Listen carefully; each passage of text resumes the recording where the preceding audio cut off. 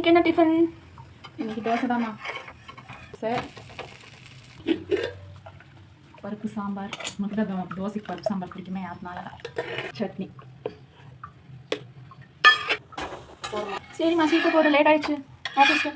டெய்லியும் லேட் ஆகுமா? ம்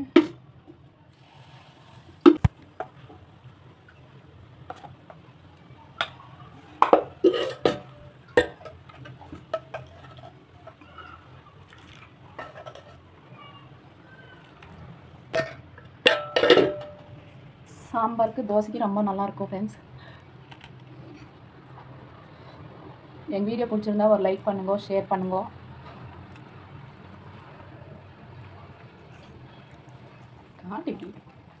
சூப்பராக இருக்குமா? இப்படி முக்கி